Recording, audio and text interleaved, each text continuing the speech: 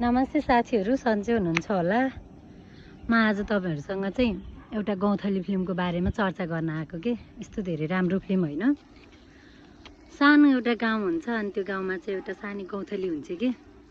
उसलाई चाहिँ पढ्ने एकदमै धेरै इच्छा हुन्छ अनि त्यो गाउँमा चाहिँ सानै उमेरमा छोरी मान्छेलाई बिहे गरेर पठाउने चलन हुन्छ के। अनि त्यहाँ टिचर हुन्छन् मदन कृष्ण श्रेष्ठ चाहिँ उहाँको एउटै सपना हुन्छ कि एउटा न एउटा छोरी मान्छेलाई चाहिँ एसएलसी सम्म पढाउने उहाँको सपना हुन्छ। तर एउटा पनि गाउँमा छोरी मान्छेलाई चाहिँ एसएलसी सम्म पढाउनको लागि उहाँले पाउनै भएको थिएन कि पहिले बिहे गरेर पठाउने भएर। अनि गौँथली जुन पात्र छ कथाको होइन, उहाँ चाहिँ पढ्न चाहिँ मन भएको तर उहाँको पनि सानैमा बिहे हुन्छ। अनि बिहे भएको केटा पनि फेरि अलिकति फरक क्षमताको पर्छ कि।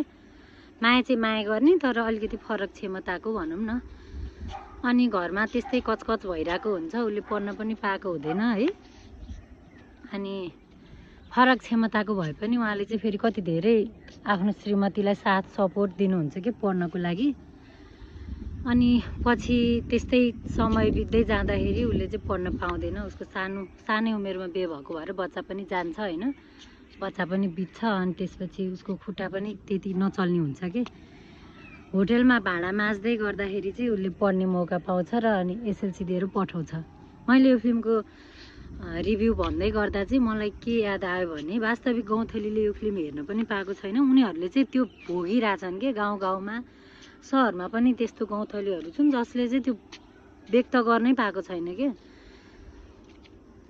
पाहाडमै हुनुपर्छ, झुत्रे झाम्रे नै हुनुपर्छ, अब पुरानै जमानामा हुनुपर्छ भन्ने छैन कि। अहिले वास्तविक जमानामा पनि ठुला ठुला महलमा पनि गौँथलीहरू उकुस मुकुस भएर बसिरहेको हुनसक्छ है। तपाईँ आफै हुनसक्छ, म आफै हुनसक्छ, अरू सबै हुनसक्छ। यो फिल्म यति धेरै राम्रो बनाएको छ नि साथीहरू, स्पेसली लेडिजहरूलाई चाहिँ म के भन्छु भने तपाईँहरू यो फिल्म हेर्नु के। जसलाई भन्न खोजेको हो मैले उहाँहरूसम्म त सायद भिडियो पनि पुग्दैन होला, किनकि अब गाउँ गाउँमा नेट पनि छैन, इन्टरनेट पनि छैन। मदन कृष्ण श्रेष्ठजीले त भनेको सबैले मान्छन् होला। यो फिल्म चलिसकेपछि चलोस् होइन, शुभकामना छ। चलिसकेपछि लास्टमा युट्युबमा चाहिँ हालिदिनु साथीहरू, युट्युबमा हालिदिनु। वास्तविक गौँथलीले हेर्न पाउँछन्, यथार्थ बुझ्न पाउँछन्।